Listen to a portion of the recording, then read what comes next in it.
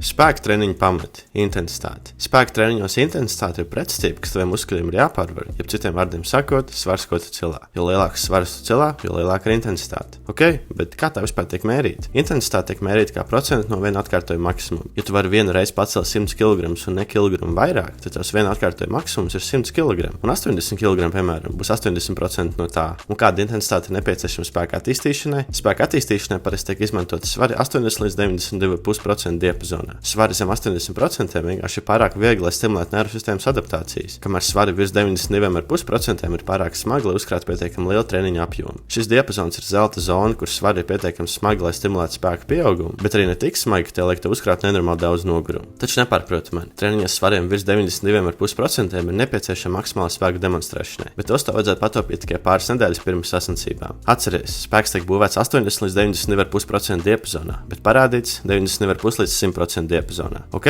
bet kā es zināju, ka es trenējos šajā diapazonā? Vai man ir jāiet mērīt vienu atkārtojumu maksimums katram vingrinājumam? Nē, pietiks tikai ar atkārtojumu diapazonu noteikšanu. Ja ir konkrēti svari, tur izpildīt vismaz 3, bet ne vairāk par 5 atkārtojumiem, tad trenējies šajā 80 līdz 92,5% diapazonā. Protams, šis atkārtojumu skaits nav akmeni iekalts un tas var mainīties no cilvēka uz cilvēku, bet spēka treniņā parasti tiek izmantots 3 līdz 5 atkārtojumu diapazons. Šis nozīmē to, ka pēc vingrinājuma izvēles tev ir jāizvēlas intensitāte, ar kuru tu izpildīt vismaz 3, bet ne vairāk par 5 atkārtojumiem. Statiskiem vingrinājumiem šis būtu aptuveni 5 līdz 10 sekundes. Taču šis arī atkarīgs no vingrinājuma. Spiešanai guļus šis atkārtojuma diapazons ir perfekts, bet roku iztaisnošanai ne tik ļoti, jo tā var būt pārāk liela slodze taviem elkoņiem un rezultātā sāpēs vai pat traumās. Tāpēc izolācijas vingrinājumiem ieteiktu lietot 5 līdz 10 atkārtojumu diapazonu. Ceru, ka tev šis video noderēja un tiekamies nākamajā video par relatīvo piepūli. Čau!